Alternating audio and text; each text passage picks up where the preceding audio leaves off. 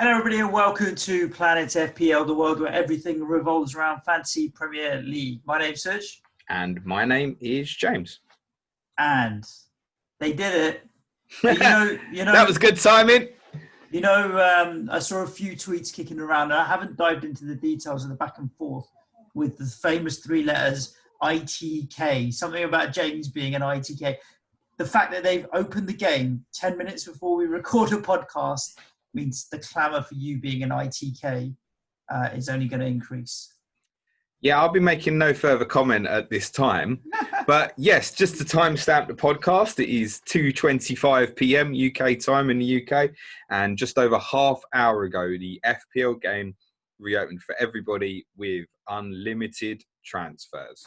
Yeah, there was a lot of talk about whether this would happen, wouldn't happen. I honestly didn't think it would happen. Obviously, it has now. What are your thoughts on everybody having unlimited transfers? The longer it went on, so sort of towards last Friday when I did my Ask James stream, I became a little less confident that it was going to go down that route because there'd been no mention of it. I think in hindsight, it's natural that they didn't mention it in case for whatever reason it was something they couldn't do. But my instinct originally was that it would go down this route because of the engagement for everybody globally. The best way to get everybody back in is to say, start again, kids. Obviously, this is still your rank. You've still got the chips you have or you haven't used. But do what you want with it when you come back. That's the best way to get the global audience back involved. And that's their priority. It's not with respect, and I don't mean this badly against them. It's not the FPL community. It's not their target market, right? So to get the global people back involved, you can just imagine the chatter from people. Oh, do you know FPL's back? Oh, yeah, I was doing shit. Yeah, but you can transfer your whole team, mate. That's their target, right? Is to get everybody back involved. And I guess really, we want more active players than inactive players, really. So, yeah, I understand the decision. I think I'd come to terms quite quickly that whether it was or it wasn't, just deal with the cards that were dealt with. There's some people who it certainly doesn't benefit people who've already used their second wild card, is what I would say. So I can understand the disappointment, but then you've had the benefit, hopefully in most cases, of using that wild card during the first 10 weeks before lockdown or so and got some sort of advantage out of that. It'll be certainly disappointing for those who used the wild card in like Gameweek 30 or something because you've lost it. So some sympathy for them, as I said last week. But otherwise, look, this is what's going to happen. Let's try and enjoy the rest of the season in these difficult circumstances best we can. Let's play. I'm not... I was hoping this wouldn't happen. I'll be honest with you, James. I was honestly hoping this wouldn't happen. The longer it went on, the more I didn't see the point. Like I see the point for engaging more players, but for me, it wasn't something that I wanted to see, and probably because it's made it a little bit more complicated, the whole decision-making process and stuff. Whereas prior to this, I pretty much knew that I was free hitting next week. And that was that. And then we'll crack on and build my team up. Now I've got the option of unlimited free transfers. It's like, what is the chip strategy? And we'll probably talk about that as time goes on. Tomorrow. I feel like it's given me more questions than not. Now, looking at your squad of 15 right now, how many do you think you would want to get rid of and change now that you have that option of unlimited transfers? And before that, I think it's important for people to note and us to point out whether or not they've already gone trigger happy with transfers. Like, as much as the value of players is not going to go up, so the Premier League statement, FPL statement is that up until game week 30, all the prices of all the players are locked. So you don't have to worry about them going up or down. If you own a player like Trent Alexander-Arnold, that a lot of us do, who's at 7.8 million, if you sell him to tinker around, you'll lose any value you've gained. So don't start making transfers and tinkering around to just shoot yourself in the foot. So that's very important to know. So I'm not about to go trigger happy and start diving in and buying loads of players. But how many from your squad of 15? I'll be interested to know, do you... Well, I need to consider the guys. I don't even know who my whole squad is. I'm really not joking. I need to look at it properly. And you haven't logged in yet? No, I've had a look, but if you ask me to name my whole 15 now without looking, I couldn't tell you. I could probably guess and I'd be very close. But yeah, you've hit the nail on the head in terms of the first important message is to say exactly what you've said.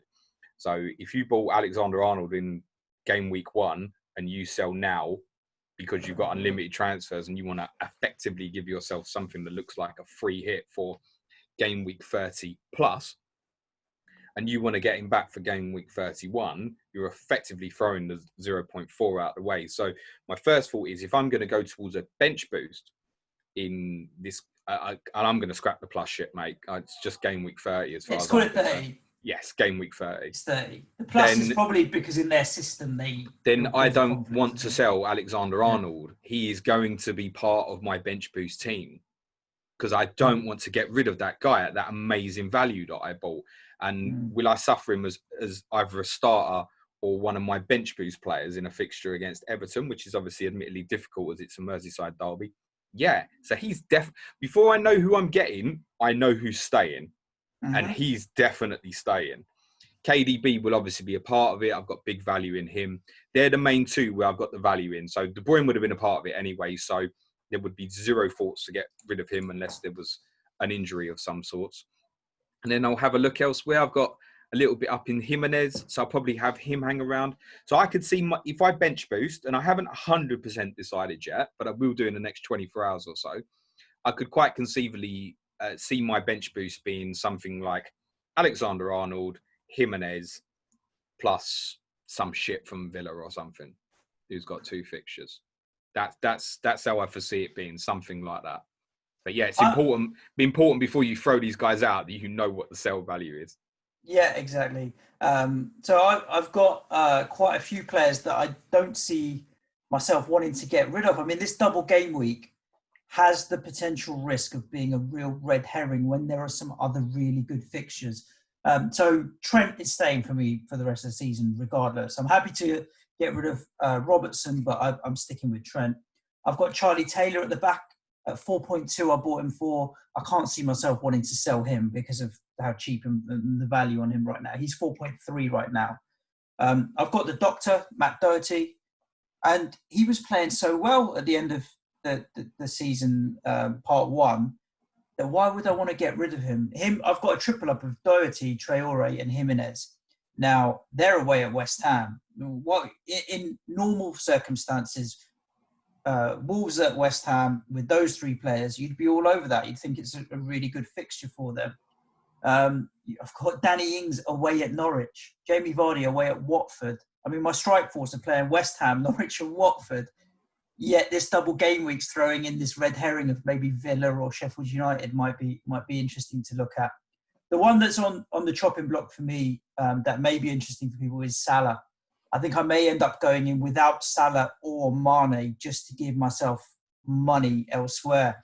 My midfield is Salah and De Bruyne as premiums, and then I've got Cantwell, Doucouré, and Traore all in that 4 to 6 million bracket, and I'm not happy with that. So I need to free up some money elsewhere, and the only way it's going to come from is Salah. So Salah to Bruno Fernandes, and then beef up one of the other 2, probably Doucouré to an 8 or 9 million midfielder. Looks interesting. Diego Rico, I'm ready to get rid of, but he'll just go sideways to Lascelles or something like that. So there's only 5 or 6 that are really transfers that I really want to make. I'm not about to absolutely overhaul my team.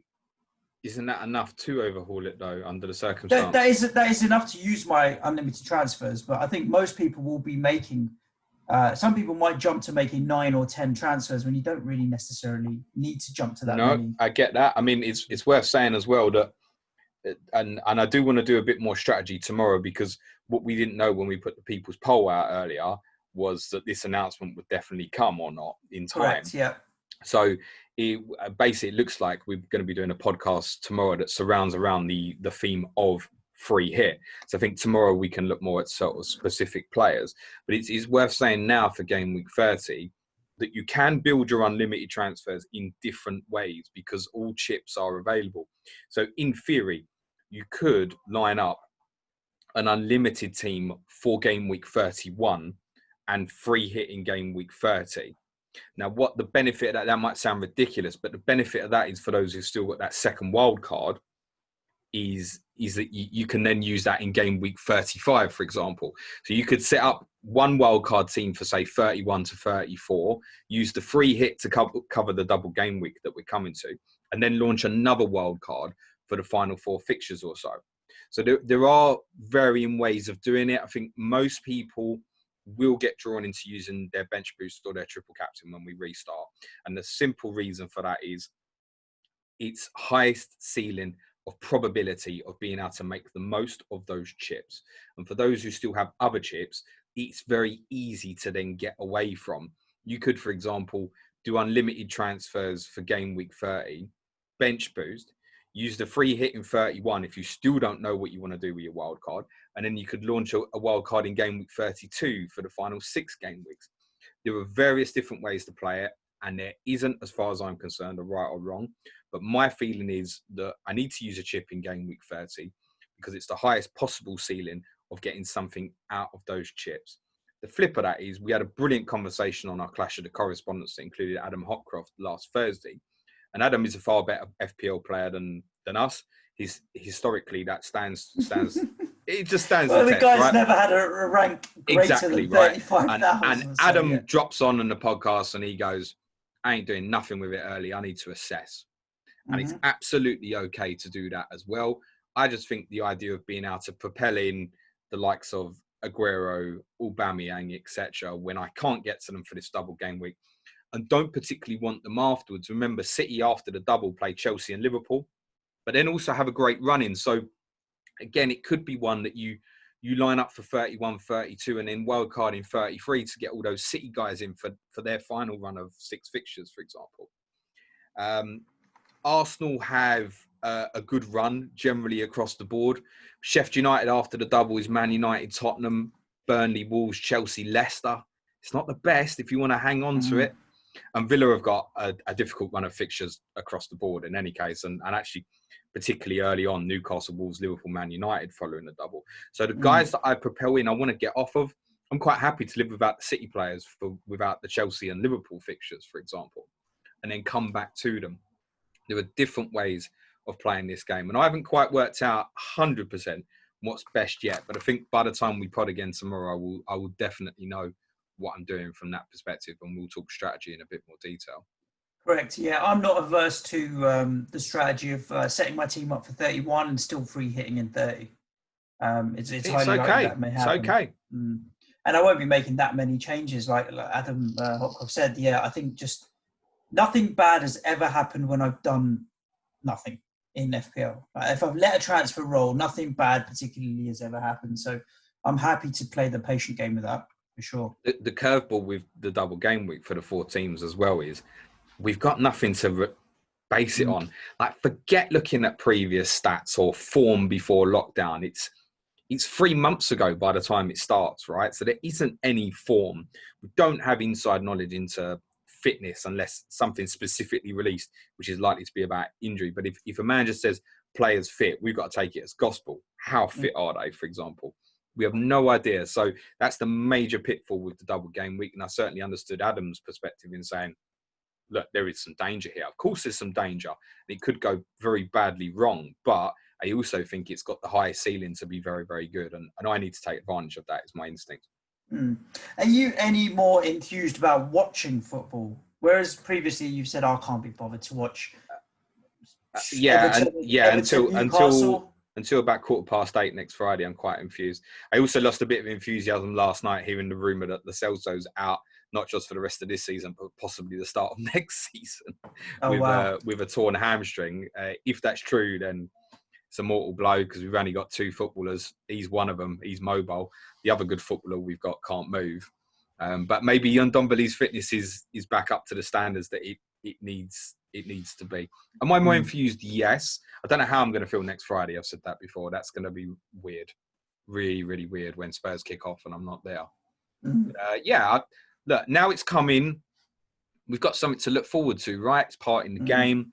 Looking forward to the fixtures. I'm sure within a week, most of us are going to be sick of it, both the game and watching the amount of football that's going to be accessible. I ain't doing any of this rubbish like crowd noises and stuff like that. No, I'll take it for exactly what it is. What it is. But yeah, it's difficult. It's a balancing act, right? Because I still don't necessarily think it's right, but I'm not going to be in a position to deny myself supporting my team and stuff like that. So my I had a few family pop over at the weekend because it's my wife's birthday, and she's obviously quite oblivious to the football happening. I was chatting to my brother about the dates and times of the games. As I literally come and watch them, we can put a screen up in the garden or whatever. And my wife was like, "Oh, the football's starting." I was like, "Yeah." And she goes, "Oh well, let me know when the dates and times of all the matches are." I was like, "Love, every single game is televised." The look on her face to think that there's going to be that much blanket wall-to-wall TV. I'm interested to see how much I'm going to be able to squeeze in, to be honest with you, because it all is in the evenings and weekends and stuff. I reckon, like, when we got 3 games on at 6 o'clock each, you'll have to pick one and I'll pick the other 2, something like that. We're going to have to work deals on it. That's not going to happen that often, I don't think, though, right? But there is next Wednesday. There is one 6 o'clock on a Wednesday where I think there's 4 at the same time. Quite strangely, because I don't think they want anyone playing the same time as Liverpool, I think.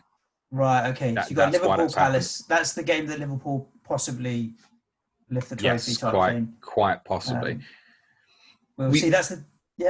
We did say we'd speak a bit about fixtures. I feel like in the momentum of what's happening, we'll probably take a step back from that a little bit. But there are a couple of things that I want to cover off. And I think, obviously, we've only got the confirmed times and dates up to game week 32. Mm-hmm. One of people's massive fears is obviously rotation. Yeah. But there are a couple of circumstances, and I'll just highlight one as an example for you, where perhaps rotation is not going to be as bad as we think. So if you take the example of Spurs, obviously start with Manchester United on the 19th. Then it's a 4-day break to West Ham. Mm-hmm. Then a 9-day break to Sheffield United.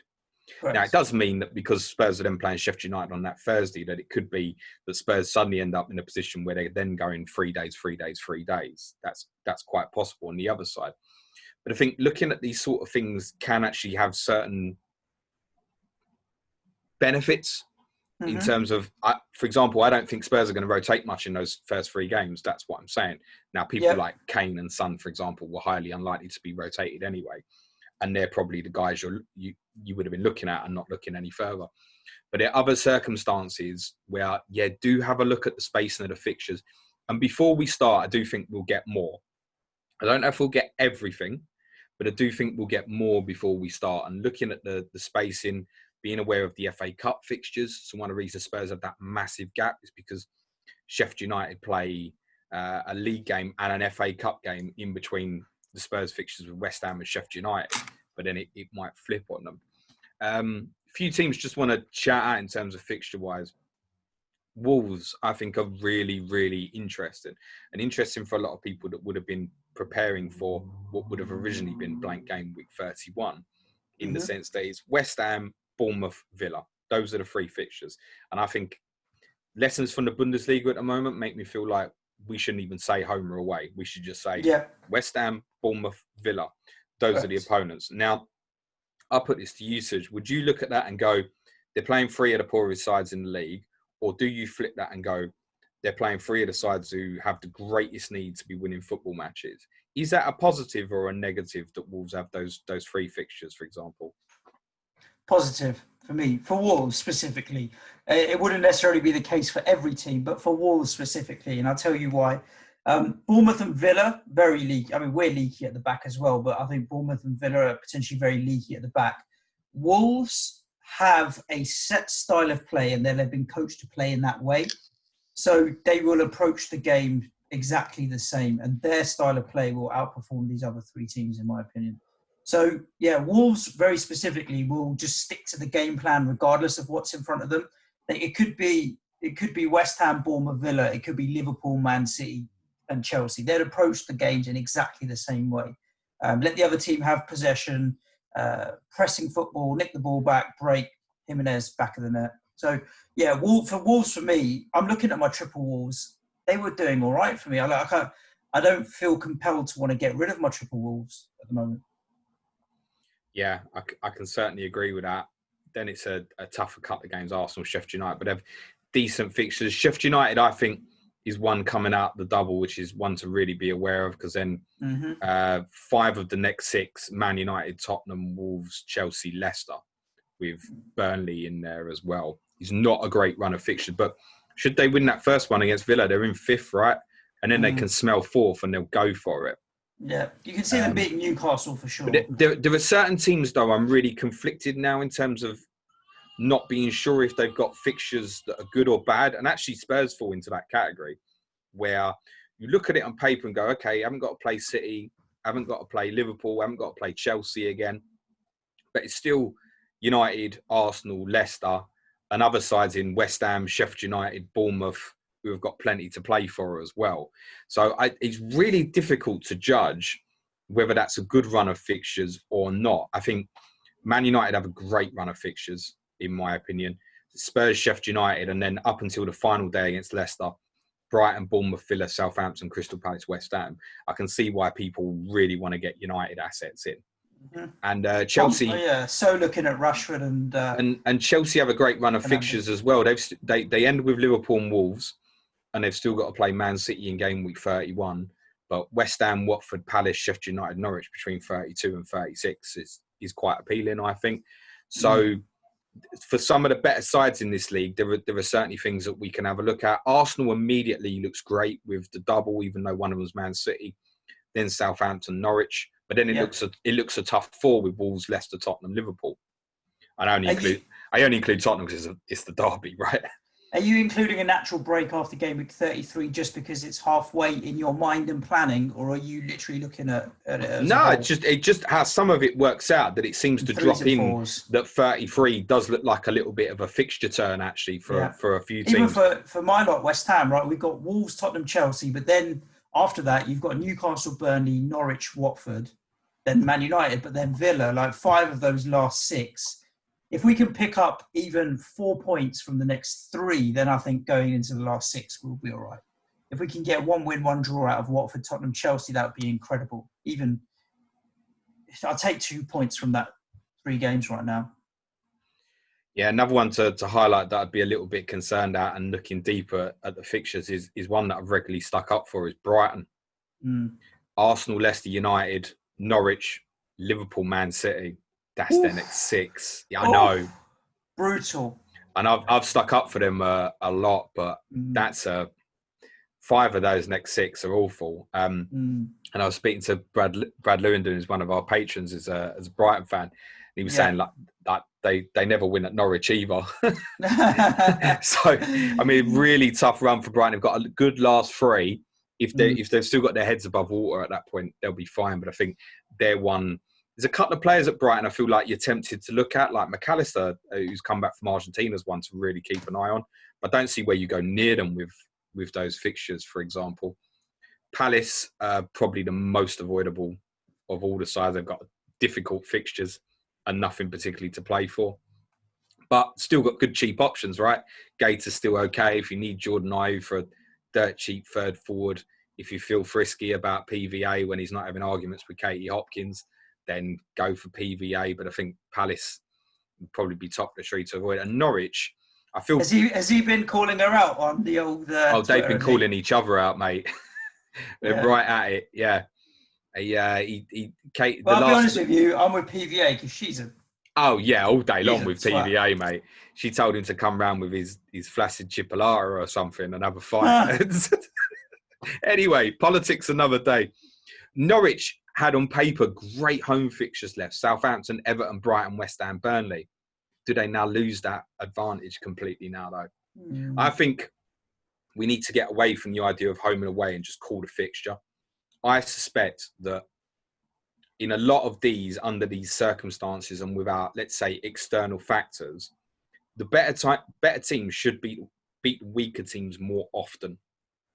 I don't know if we're going to get that. You know, when teams are in trouble and suddenly they seem to find form in April and stuff. I don't know if we're going to get that or not. There isn't a way of knowing. But I do think there's good assets at all of those bottom 6. But then, for example, Brighton, I don't think I could look at them until the last 3 games, for example. No, exactly. Yeah, just keep your powder dry for a couple of weeks, and that's not such a bad strategy. We have the other, now that we're coming back into it at the start of what feels like the start of a season, one of the biggest things to think about first up is who are your premiums. Like whenever you're picking your FPL side, I feel like you find who are the bargain budget options that have been out of position or just underpriced, and you want to look for those assets. But we can't all afford Salah and Kane and Aguero and Aubameyang and so on. So you have to pick and choose who your premium assets, like who are the 2 or 3 that you're going to go with. Yep. And now that we're coming back into the middle of the season in a situation where everybody's fit, I'm really hoping for a divergence in premium assets, because Salah, KDB, the ownership, Aubameyang, the ownership was particularly high, but Kane was out injured and there wasn't that much ownership of him and so on. But then I'm thinking, if I'm going to go without Salah, I might go with Pepe as a potential alternative for Aubameyang. He's a bit of a riskier pick, but, saving me £2 million. I might be able to get Son instead of Harry Kane.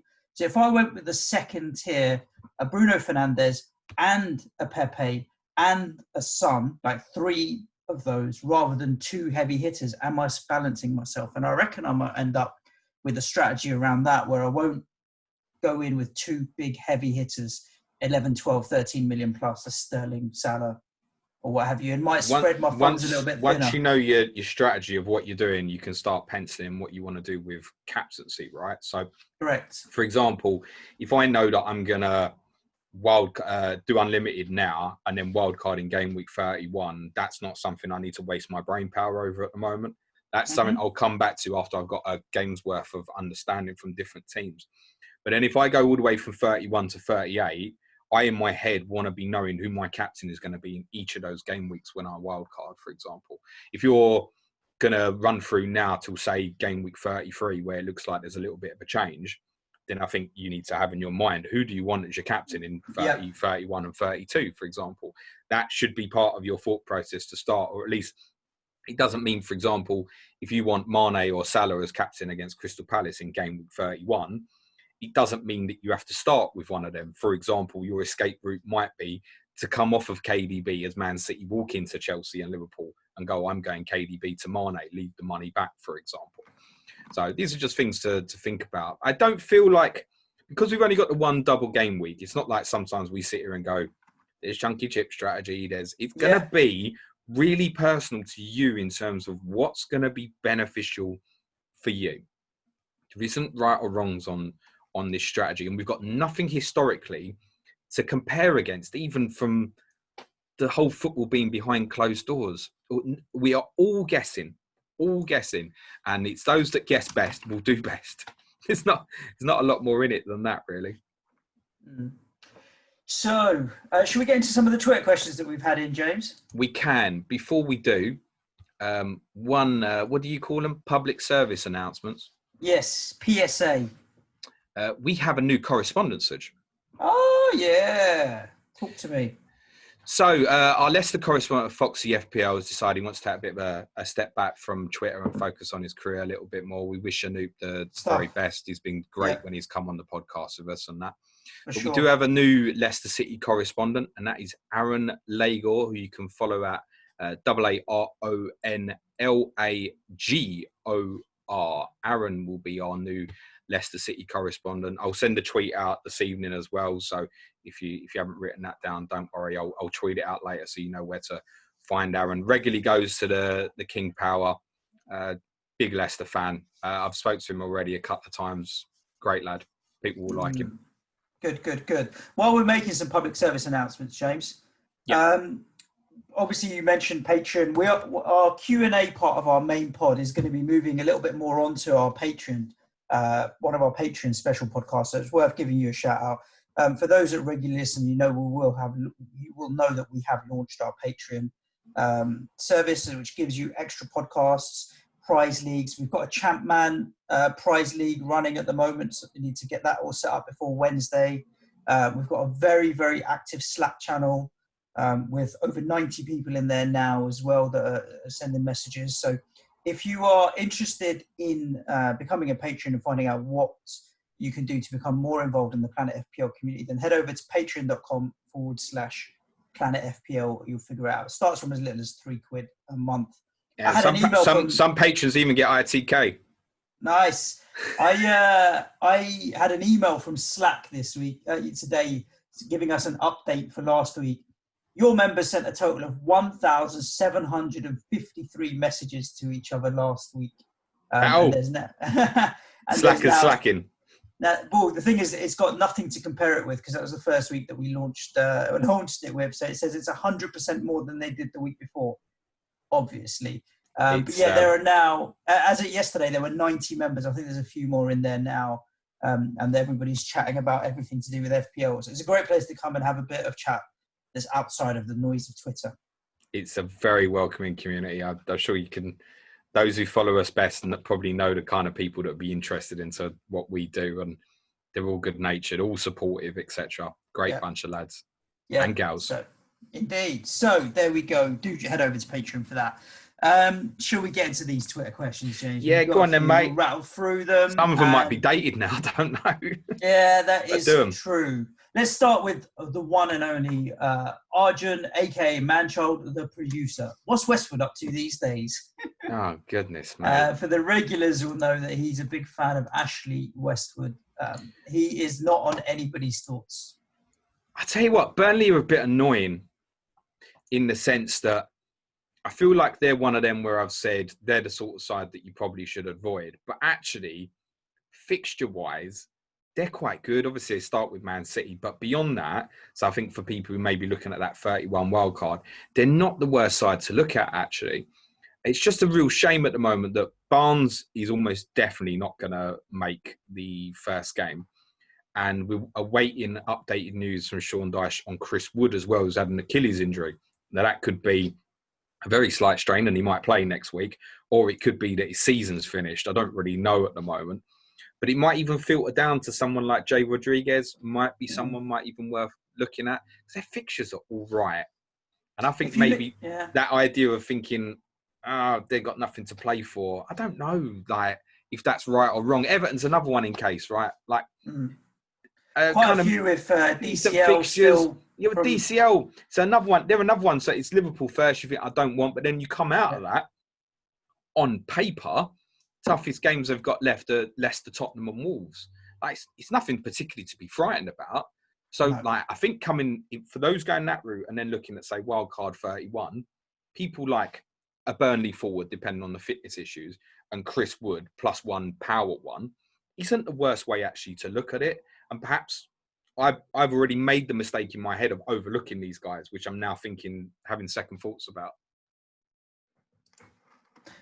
Ashley Westwood has 8 attacking returns this year, 5.5 million. Dwight McNeil has 8 attacking returns at 6.1 million, and Dwight McNeil's played more games this year. So, Manchild, if you want to go and if you remember your password to your team, because that's always his first problem, you can keep Ashley Westwood in your team if you want.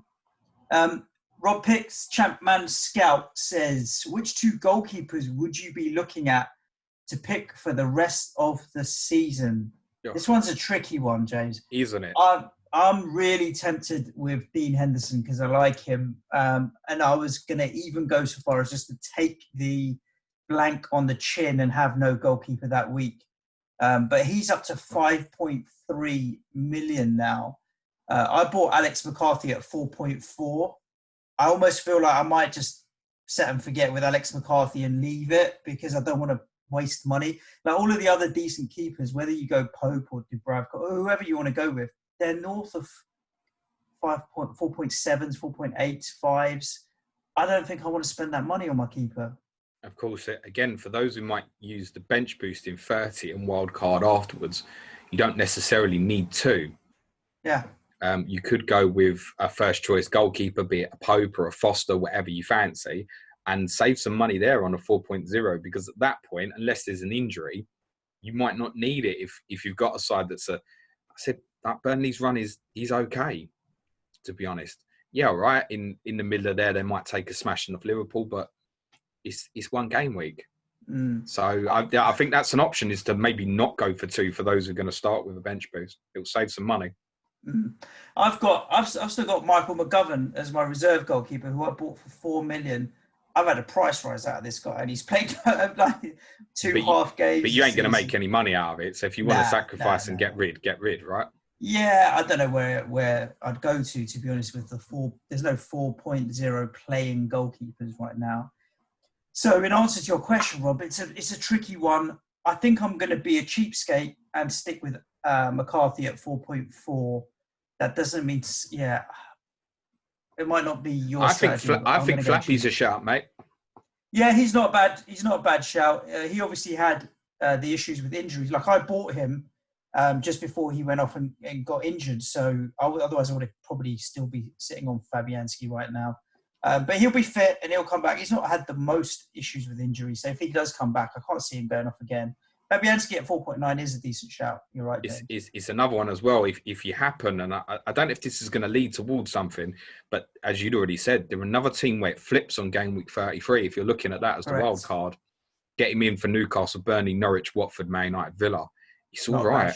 It's all right. So it probably depends where and when as well. I think I would want to go for the consistency of players like Fabianski, Foster, Pope. I think. Yep. FPL chancer, Dan. The Bundesliga pattern seems to be that top teams still get the job done behind closed doors and weaker teams struggle at home without fans. Do you see that pattern happening in the Premier League? And will that affect your player choices? I think it will happen at the bottom. I think until we know more, don't even look at home and away. Just look at Team X is playing Team Y. So West Ham are playing Wolves. Where the game is being played is irrelevant. And I think that's what you want to be looking at and forget home and away. But that's the only insight we can take from the Bundesliga to make us think it clearly is having a detrimental effect on the Bundesliga in terms of the amount of home wins, etc. But it could just be a freak occurrence, and it doesn't mean it will happen here. But if we're to use some of that data, I think, of course, playing in front of your home fans without a crowd, it can't make it more positive. Doesn't mean you won't still have positive results, but it wipes out a huge amount of the home advantage, definitely. Yeah. Brian at Blades Attack, do you think teams in the European places actually have anything to play for with the chances of European football decidedly sketchy for next season? What are your thoughts on picking players from the bottom 6 or 7 teams just because they've got something to play for? No, I think, and I don't think it's right, but I think we will have European football. We got what we're doing here with Silverstone. We're hosting Grand Prix two weeks running, and we said no one will be able to come in. They'll have to isolate for 14 days. They're making exemptions there for massive F1 teams, aren't they? Yeah. So can they make exceptions to the rule for a squad of 30 people, for example, to come over and play a European game? I think the answer is yes. It's too much. There's too much money involved for these guys not to want UEFA competition in some way. So I think it will happen. There's a lot of clubs that don't have anything to play for, but then as we see, to use Everton as the example again last year, right? They were the first team that I wrote off and went, no interest in them for the rest of the season. They went on a hell of a run. And they didn't concede another goal at home in like the final 5 games, which were all against good teams. So we can overemphasize that. But I think the goal of Europe for Chelsea United, the problem I think for Wolves and Sheffield United is I think Chelsea and Manchester United have good run of fixtures. I don't see Wolves or Sheffield United having the consistency to actually leapfrog them. And because of Chelsea United's fixtures as well, I'd rule out Spurs and Arsenal. Small possibility if it goes to 5th, if City get thrown out. And just on City, by the way, we've obviously got Johnny Pringle at FPL Pringle on with 352 on Clash of the Correspondents Thursday. The Court of Arbitration for Sport hearing on City's appeal has started today. It's due to last 3 days. My understanding is, though, that we might not get a verdict for weeks. Yep. Amber Redmond says, do you think that playing behind closed doors might encourage clubs to pause and reconsider how they treat fans? Nope. We support London clubs. We know what we are. We're a client reference number. Yeah, it's a cash machine. I would have said I'm a bank card to them. So no is the answer, I think Amber. it's I going to don't think so. change. One of the things I spoke about on my pod on Friday was the idea of technology might help us get back into stadiums. Daniel Levy's spoken about this, and I think Spurs would be the sort of club would be right at the front of that in terms of, I don't know, could you have temperature checks before you go in the ground and stuff like that via an app? I don't know. I'm not a technology guy, but that might be the sort of way that we're looking at going towards it. But could a club like Ipswich in League One, can they afford to put that kind of project together, for example? I don't know. And I Ipswich are one of feel the stronger like clubs at that level. I feel like they're around the boardroom table right now where they're thinking about, okay, this is the impact of coronavirus on football. We've got no fans coming in. And even when the fans do start coming in, the meeting is around, I can't sell these guys as much food and drink as I used to because I think people will consume less food and drink. What else can I sell them? I think what they're thinking about right now is not how they can treat me better, but how they can get my money if they can't sell me food and drink or that kind of thing. So, I mean, some clubs have talked about charging £7 to have your mug shot sitting in your seat or a card. Or they're always on the make. They're always on the make. So anyway, They've got to be, in fairness, at the moment. Yeah, true. Amber also says, James, because that was a serious question, how old will Harry be when you take him to his first game? Oh, gosh. Well, he's already outdid me because I was about 9 months old, I think. I think younger than 4 seems ridiculous. I'll get into a pre-season game when he's about 4, I think. Yeah, 4. I took my son when he was 5. I think it's his first game. So it's about right. Plus, if he's dying for a piss during pre-season, I'm not that bothered. Yeah. If he's sitting there, it's game week 1, 10 minutes to go. Daddy, nah, sit, piss your pants.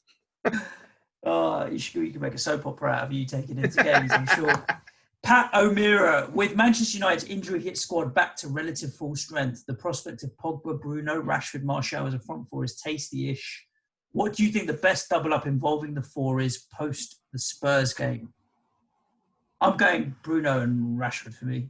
Yeah, I think I'd go with that as well. I want to get them both into my team. Bruno and Rashford. I can see downgrading Salah to Bruno gives me loads of money. Danny Ings will be turning into Marcus Rashford, or I'm finding it hard to come off Jamie Vardy at the moment, looking at their fixtures. I mean, I'm not selling Vardy before Watford, Brighton, then Everton, then Crystal Palace. Yeah, Leicester have got a very good run of fixtures as well. I mean, last 3, Sheffield Arsenal, United, Tottenham then United. Bournemouth, Sheffield United, Tottenham, Man United. Yeah, but it's not Arsenal at the Emirates now either. It's just Leicester against Arsenal, right? And at the moment, Leicester are a better football team than Arsenal.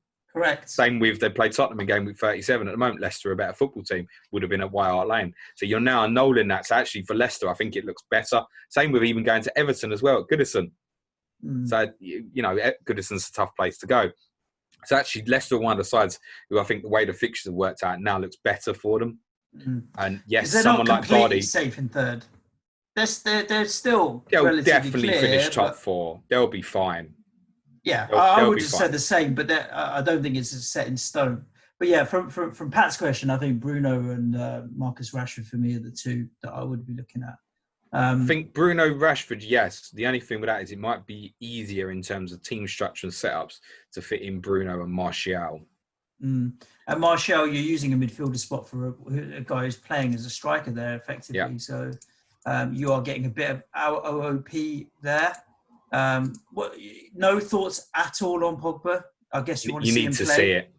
You need to see it. It'd be fascinating to see how they line up. Are they going to... I think one of the things you might see when they return, actually, particularly in that game with Spurs, you might get Rashford and Martial players split forwards like they did at Wembley last year, which then can allow kind of a 4-2-2-2, perhaps with Pogba and Fernandes floating, and then perhaps Fred and McTominay or Matic in deeper positions, and to force Spurs into wide areas and try and dominate them centrally. And you get Rashford and Martial as split forwards go into the channels when they're attacking. So I'm interested to see how they're going to set up. One of the things I've spoken about is not knowing if Pogba is going to be a positive influence for Fernandes or not. And all I mean by that is, I think Fernandes came into the team and knew that instantly he had to be the man and the creative force. There's no reason to suspect it will change, but Pogba will take over some of that mantle naturally, especially if he plays in an offensive position. Yeah. Let's look at the next question that we've got here, James, from Angus McPhail. Because they theoretically have the least to play for, is there a risk of overlooking a team like Everton? Yeah. Yeah, there definitely is. The run of fixtures is absolutely fine. And again, particularly for those who are going to bypass the Merseyside derby in 30 and then attack from 31 onwards, toughest games they've got on paper is Leicester, Tottenham, Wolves, Sheffield United. It's not anything to fear in terms, particularly at, say, Calvert-Lewin's value. I mean, you're looking at Mason Holgate at 4.3 as a cheap possibly option. the only thing to add on Holgate is Yerry Mina's injured and Michael Keane has regressed, let's say. So defensively, I think they're probably an avoid. But Calvert-Lewin and Richarlison were in great form before the lockdown. I think Richarlison was playing really well, but the amount of saving you can make if you do a Richarlison versus Calvert-Lewin, I think will make people lean that way. But yeah, I agree. There is a complete danger of overlooking them and overlooking the likes of Wood and Rodriguez if they're fit, for example. We haven't spoken about Danny Ings, right? Danny Ings, Norwich, Arsenal, Watford. The forgotten man now. First 3 games, right? And they're 3 of the poorest sides defensively. Let's have a look at clean sheet wipeout. How are you? Do you think Norwich have a chance of staying up? No. Yes. I don't think they will. 6 points from safety and a poorer goal difference, but I just have a gut feeling that they will come close to pulling it off. The thing with Norwich, you know what I looked at this week and has been confusing? Neil Murray tweeted it, actually. What's happening, Neil? Hope you're good. Where he said, why are so many people tweeting differential players with such low ownership that might come good? I'm just going to stick with the best players. Buendia was getting a lot of attention as like 0.1% ownership, and none of us disagree that he's a good footballer. We all agree that he's a good footballer. But he's Campbell's 4.7. He's done nothing, Buendia, all season 2. It's not a case that he hasn't done nothing. He hasn't returned in an FPL way quite as much as Cantwell has. And Cantwell's like 1.2 million cheaper or something. So that's why. So no matter what you see in that case, no matter what you're seeing with your eyes with Buendia, and I think he could walk into a top half side tomorrow, no problem. You're going to go with Cantwell if you decide you want to attack Norwich because of what you can then do with that 1.2 somewhere else. Just makes complete sense. I wouldn't rule out Cantwell, Pukki as good options. Pukki's obviously back to his starting point at 6.5. And like I said previously, they've got those, don't class them as home games, but those are the games that are gone. We've got to win the majority of them. If they can win 4 of those scheduled 5 home games that they had, they give themselves a shot, because certain things as well, like Arsenal away in Gameweek 32 now levels a little bit.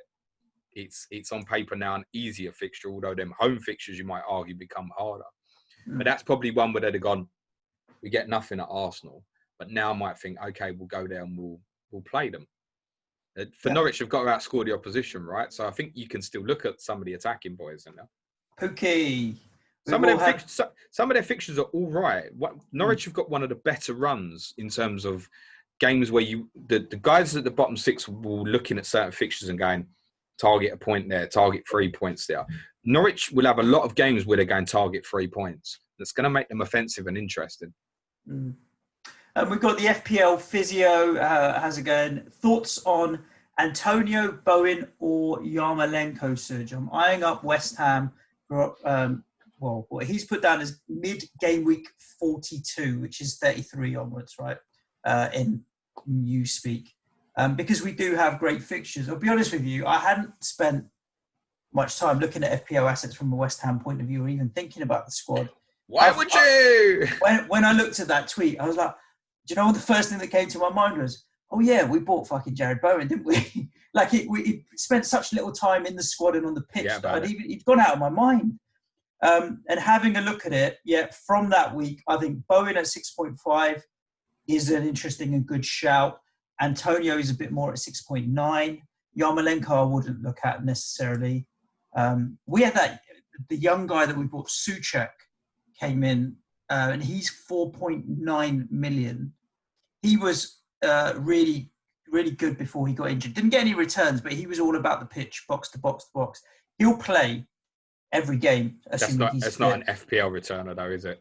Again, you'd go I think Cantwell, wouldn't you? I think yeah, if you're comparing them to. you probably would. But the thing is, if you're talking about game week 33 onwards, you'll have another 3 or 4 games to get a look at this guy. I feel like he was just warming up into adapting to English football. I felt like the first game or two, he ran around too much because he couldn't. He just wanted to prove himself and run a lot, and then he found a bit of rhythm. I think he's an interesting shot. If you want someone that's reliable, ready to guaranteed to play at 4.9, because Cantwell has been rotated. So this is more, even the Mason Holgate that I mentioned earlier, these are more like your bench players, but that you know are definitely going to play, that gets around your fears of potential rotation. I mean, we're talking about Souček and, Bowen and Antonio. Robert Snodgrass is 5.2 million. He's our highest scoring midfielder. You can't discount him. Felipe, 6.6. Could he have a decent run? There's going to be issues around picking the right starting lineup with West Ham. I think there's going to be a lot of rotation there. I think you look at that and you think, why the hell are we second from outside the relegation zone? I think West Ham are an assess after the next 3 games. Correct. I think if you ask me to pin myself to one of them now, I would say Bowen. I like the look of him. He's just finding his stride. So yeah, Bowen for me as well, but not now. Definitely not now. Jimmy Mac and Cheese at Claret FPL. If you want guaranteed starters, me and Tarkowski are your guys. We have no one else to play these spots because Gibson is gone. Do you think you'll go for some cheap younger players like Greenwood, Foden, with a chance of rotation? Probably not. I'm avoiding rotation. No, one of the things I was thinking then was talking about people like Souček, is even the idea now that most of us should have more in the bank than we started with, is the idea of even saying, do I even want people around that value? Is it better off to, go for a Calvert-Lewin over an Ings, for example, and rather than having a 4.5, like your cheapest midfielder being in more like the 5.5 to 6 range, and then play around with the fixtures a little bit more. And okay, yeah, you're going to leave a bit more value on the bench, etc. But it might do you the turn in terms of rotation and stuff like that as well. I don't think that's a bad thought. The problem with Tarkowski and me, I know what he's saying there, and he's absolutely spot on. Them two, if they're fit, will play every game for Burnley. No matter if they're 3-day, they'll play every game. I think that's mainly the case for Charlie Taylor as well, though, if he stays fit, and he's a lot cheaper.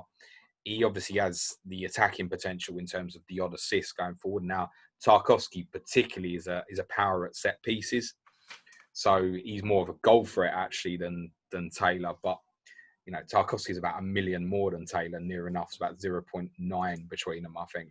So I think you'd go to Gamble and Taylor, I think. I agree with you on that. Let's rattle through a few more questions quickly. We've got so many to get through, James. FPL Azteca. I'm considering going back in for Pookie just based on how well he started the season.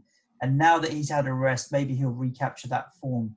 Plus, Norwich have okay-ish fixtures to start with. What do you reckon? Yeah? I mean, Pookie versus DCL. Fixtures, I'd say Pookie.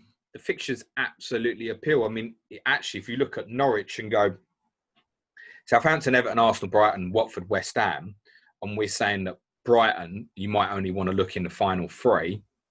You could, if you're brave enough, you carry Pookie for the 6 and then move to a Morpay, for example, or move something else.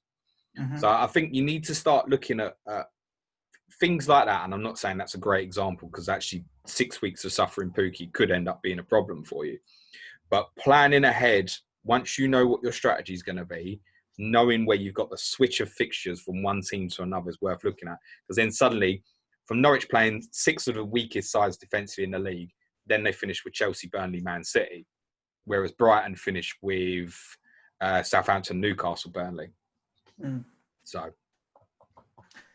then those 3, Southampton, Newcastle and Burnley, are very highly likely at that stage to really have nothing to play for. Yep. FPL Avatar asks a question that we can now completely ignore. Would there be any chance of starting new leagues in FPL where we all just start on 0? Well, no, because we know now that the game is officially open. I don't know if you can start a new mini league and start it from game week 30. I've not had time to look. I would have thought so. I'm sure you can start a new mini league, but there's just not enough game weeks to make it interesting. 8 or 9 weeks is not enough for me to want to care about a mini league. All right. Callum Bell.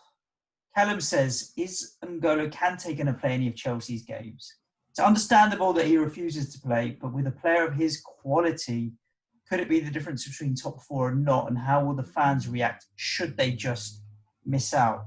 I'm sure these circumstances are very different from what you would hope from what we've experienced with football fans in the past to the reaction of, oh, he's got a niggle. This is different. I think Kante is back training at Chelsea now, is my understanding. Is he likely to play in game week 30 and then against Man City in game week 31? Probably not. He's not someone you'd have looked at from an FPL asset perspective. It's worth saying, obviously, the young boy Gilmore was incredible when he played, right? Yeah, they've still got Jorginho, Kovacic. Kovacic. I think Loftus-Cheek's fit again now. Fit. So they don't need to force it. Midfield talent, they've got plenty. Even, I mean, Pedro, Willian, these guys are wingers, I know, but they've got enough strength and depth in midfield. None of them will do the job that Kante can do, but then not many players can. Exactly. But they have enough cover in that position that it should be fine. Shouldn't be a problem. I don't think they need to force it. Shiva FPL, please answer considering double game week 39 free hit. So this is a single fixture versus double game week options in the same price range, right? So these are either ors, are they? These are either ors. And these are for a free hit. No, yeah. So you've got a single game week versus a double game week player. Which would you pick? Got him. Vardy or Lacazette? Vardy. I agree. Rashford or Lacazette? That one's harder. Rashford. I worry about Lacazette, especially with... It's difficult with Lacazette because I don't know if he'll play twice, right? Yeah, I'm not He scored a cracking goal against Charlton's youth team the other day, but big deal, right? And Ketcher was getting a nod for some of the games. Is Lacazette going to play twice? 3-day turnaround between Man City, Brighton as well. If you're saying Aubameyang or these guys, I'm saying Aubameyang. Yeah, I agree with you. But Lacazette, I can't see him playing. And I think Adam was talking about how Aubameyang's been offered a new contract, which hopefully he will then sign for Arsenal, which means possibly paves the way for Lacazette to leave. But we shall see. Cantwell or McGinn? McGinn. I'm taking McGinn on that one. Having said that, if I free hit and I'm looking to pack my team with double game players, I may not have McGinn in that team. Dominic Calvert-Lewin or Nketiah? Calvert-Lewin. You can't even though it's against Liverpool. That's a different argument because you've got Calvert-Lewin against Liverpool rather than Nketiah's potential double. But Nketiah might get Man City away, right? Yeah. He might get nothing. At least I know Calvert-Lewin's going to play against Liverpool. Lascelles or Mings? I think I'd say Mings in that one. Tyrone Mings over Lascelles. Yes, Mings. He'll get 4 appearance points rather than actually probably get 3, whereas Lascelles will get 2. Joe Findlay Batter, thoughts on Watford assets? I feel we need to get points on the board early as our last 2 games are Man City and Arsenal. Agreed. I'm worried about our attacking output with our main creator in Deulofeu. I think most of our hopes will lie with Ismaila Sarr. I think Watford will be absolutely fine. Fixture-wise, okay, obviously come back to Leicester, but Burnley, Southampton, Norwich, Newcastle, West Ham make up 5 of the following 6 with Chelsea in the middle of that. So I think they'll be absolutely fine. I think Doucouré, Sarr are both very reasonable. They wouldn't be top of my radar, but both very reasonable to look at. And I think the goalkeeper as well would be an absolute fine pick if you wanted someone to sit in there and forget about them. We have, I'm just taking off the question. Answer Glenn. Sorry, Glenn, I moved you off my screen. Glenn wants to know how the transfer window will pan out in the summer. Will it give us any new options before the season's over, or is it only going to open after the league is finished? There hasn't been any news relating to this. It's got to be after the season finishes, surely. Yes. Yeah, nobody's going to be joining in as a registered player. But I think what we can see is the transfer window is open. And what I mean by that is deals are now being spoken about. So, for example, it looks like, obviously, Timo Werner is highly likely now to be joining Chelsea. And I think... What's the fee on that, man? It must be... Less than 50, mate. It's got a release clause. If it's matched, I think it's like a week to go. So there's still someone I think could come in and match it. I don't think Chelsea was Werner's first choice. But yeah, if they get him for 50 million, that's an incredible buy. It's a joke. Absolute joke in transfer strategy. There we go. Well done, Chelsea, if you do get him. So I think it'll be a postseason. Clubs are going to hang on to their money. This is like coming out of COVID and the financial stuff. I don't think they're going to be splashing the cash unless your name's Manchester United, in which case you're buying everybody. Well, Abramovich just spent 120 million on a painting, didn't he?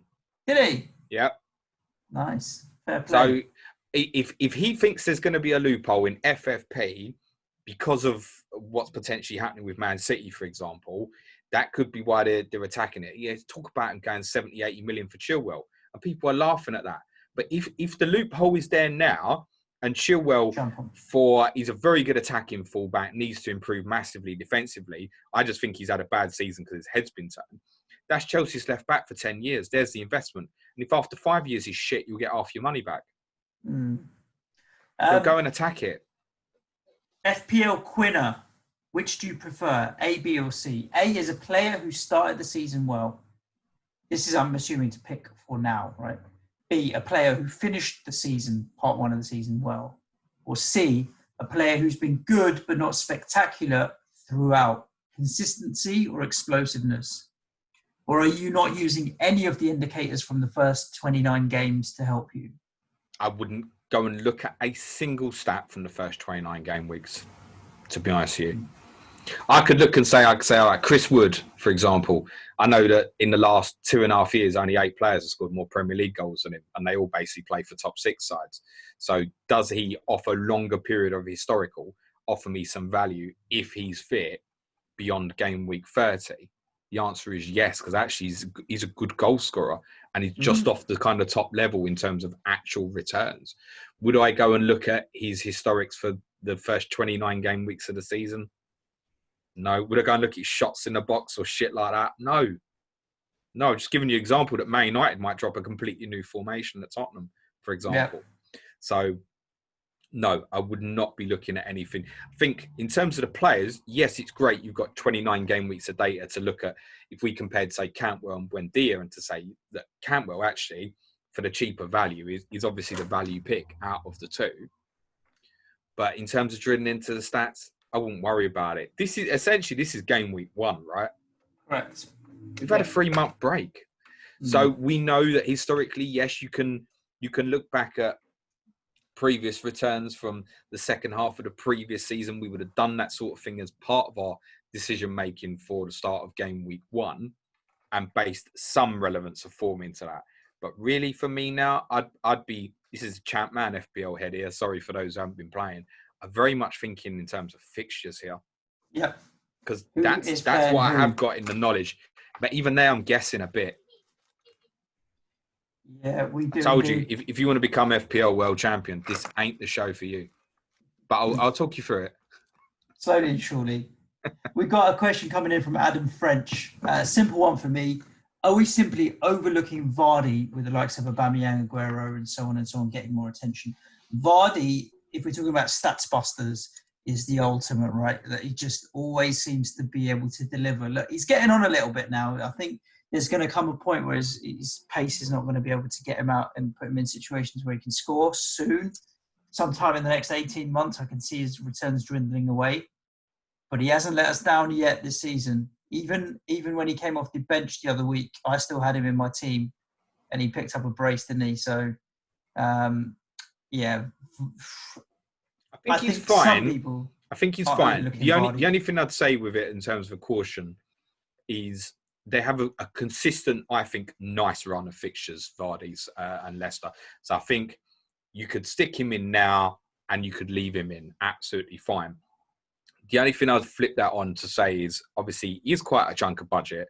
And actually, when you compare his fixtures with particularly sort of Liverpool City, I don't think there's many occasions you'd captain him, particularly against Leicester's better ones.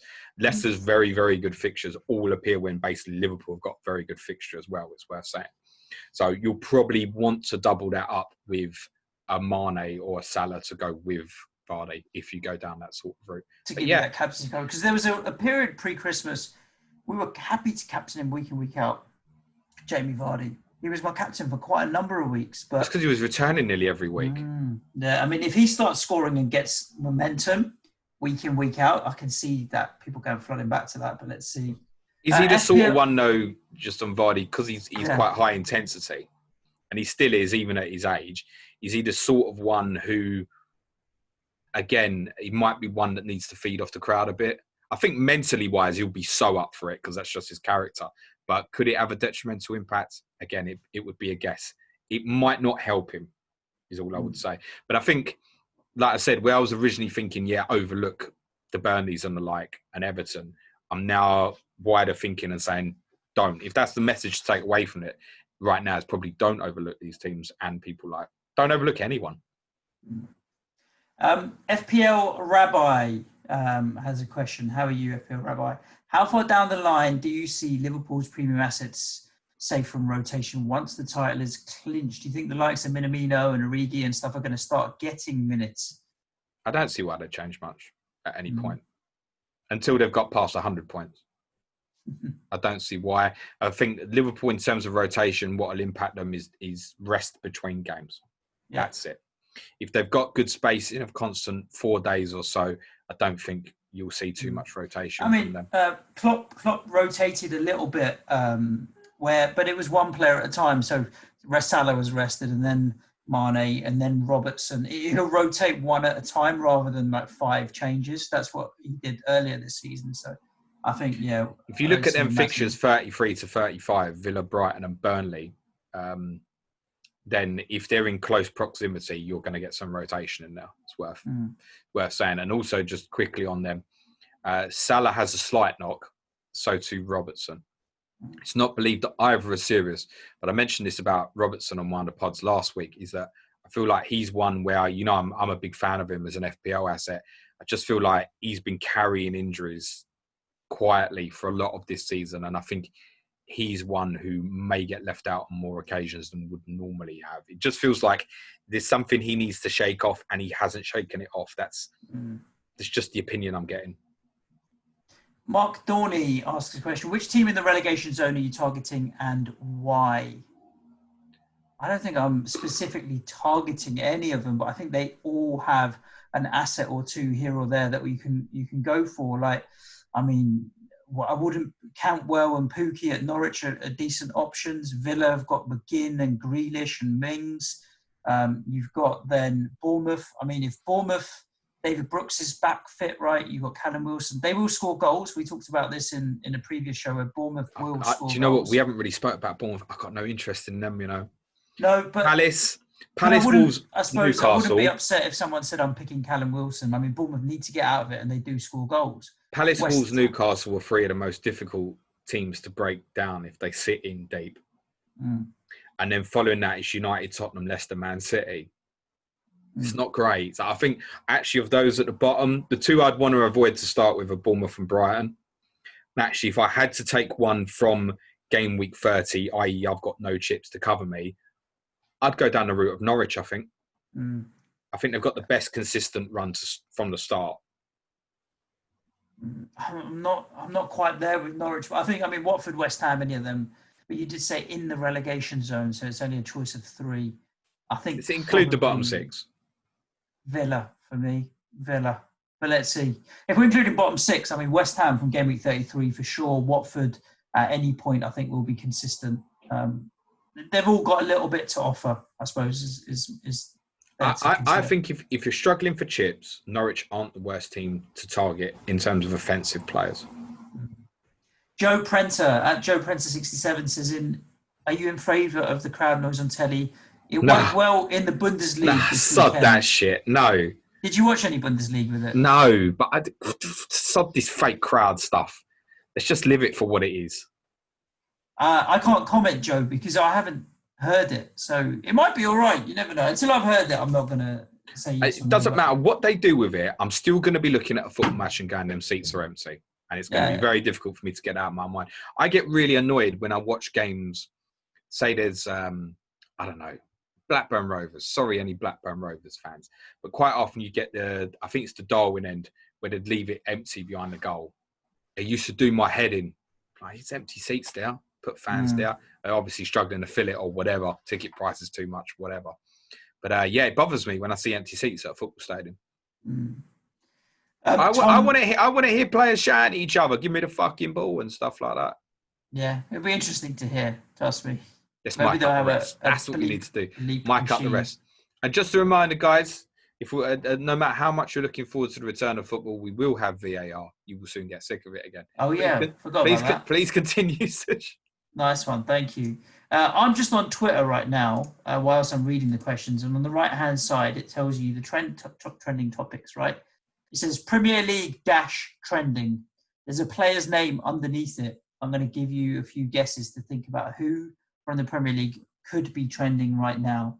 Whilst I ask you, Tom, at T. Brewski's question, with the press conferences now quite often going to be after the deadline in FPL, is it going to change the way people make transfers? Say that again. Because the press conferences from managers are going to be after the deadline sometimes. I think we'll still get the news, but it will just be reported to own websites and stuff. That would be the sensible thing to do. It does open up the more deceitful, shall we say, potentially.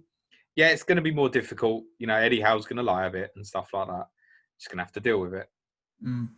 I don't really pay that much attention to press conferences anyway, so it won't affect my decision-making as much as maybe it could or should.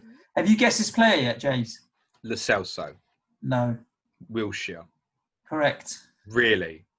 It says here, Premier League diving trending, Jack Wilshere. I don't want to click on it because it's going to take me off this screen, but we'll come back to it. So now he's trending and we don't even know why he's trending. No. That's a great 20 seconds for the audio. He's probably injured, James. We probably know why he's trending. Do you reckon he might increase on his 6 FPL points so far this season? No, I do not. I've heard he's fit, mate, by the way. Yeah, but he's not good enough to be in the team. At Morpheus Fire, given the lack of home wins in empty venues, should we look at fixtures without a home advantage? Well, we've spoken about this in the absence of fans. How does this change the assessment of teams' fixture quality? You basically disregard the home and away advantage. I wouldn't say disregard it completely, but I think, yeah, it's got to be some sort of weightage to no fans, etc. And I think what we've learned from the Bundesliga is, yes, probably it's not incorrect to just, from your FDRs and all that kind of thing, scrap it, make your own ones. There we go. That's all the Twitter questions, James. That is all the Twitter questions. There might be certain ones, like, say, Liverpool, because they haven't lost at Anfield for so long, gives them certain comfort. It just even being there. But then we're talking about Liverpool anyway, so what difference does it make? James, I can tell you why Jack Wilshere is trending on Twitter. Make my day. Because from what I can see, I think TalkSport put out a tweet which was tag a player whose career never started because they were always in. Who's the most TalkSport put a tweet out 2 hours ago. Who's the most overrated English player ever? And as a result of that, Jack Wilshere has now managed to get himself trending because he's the most common answer to that question. Yeah, and I didn't even need to tweet it, did I? So it can't just be my opinion. I'm assuming that's why he's trending, because in the last 2 hours, people have been replying to that tweet. Mic drop, we are done, James. That's nice. All the Twitter questions. Thank you, everybody, who sent Twitter questions in. Do you want to tell everybody what we've got left this week? There is more. There is more strategy coming, very much so. So if you think, oh, you didn't go into Man City assets and all that, that's all coming. So tomorrow there is a people's poll vote out now where you could vote on, and this was prior to knowing that the game was going to relaunch today, a certain chip for discussion, be it bench boost, free hit or triple captain. At the moment, unless you want to change the vote, the free hit appears to be winning it by a landslide. It will be open till around about 8 p.m. UK time. If you want to try and alter that vote, you won't have very long. But it looks like we're going to be talking about free hit. And I suggest that's probably going to lead us into what would an ideal free hit look like for game week 30. Wednesday, we return with our Sky podcast a week ahead of the restart. So we'll get straight back into Sky, where we're at, where we're thinking. Even if you're not playing Sky, you might find some of our fixture discussions quite interesting because we'll really go fixture heavy on that, obviously. Especially when we're talking about captaincy as well, because Sky being different from FPL, you pick a different captain every day. You'll find out more why I'm really annoyed that Burnley have injuries up front. I'll cover it a bit more on Wednesday. Thursday, clash of the correspondents, Man City versus Arsenal, FPL Fringle at 3-5 who. That will be in advance of, obviously, the kickoff we did. Villa, Sheffield United last week with Adam Hotcroft and FPL Blade. As the FPL _ Blade, by the way, because I noticed a new one popped up without an underscore. Sorry to bring you the bad news on that, Tomo. Friday, old stream, Suj James. Patreons, your first podcast is going to drop very, very shortly. Indeed, it will. So if you do listen to the podcast regularly, make sure wherever you are listening, you are subscribed. Hit the notification bell or subscription button, wherever it may be. And even on YouTube, subscribe to the channel, hit the notification bell, and you'll get notified as soon as we put any content out. If you want to join our Patreon, then that's quite straightforward. Patreon.com/PlanetFPL. And if you listen to some other shows, if you head over to James's profile on Twitter @PlanetFPLPod, in the bio right now is a link to the Football Content Awards, where you can vote for us as the best fantasy football podcast in that section under Planet FPL. So any votes for that would be greatly appreciated, because we'd like to pick up an award. It might be a trophy or a plaque or something. Quite like that. Have you seen, Suj, just quickly on this? Have you seen how many judges there are, mate?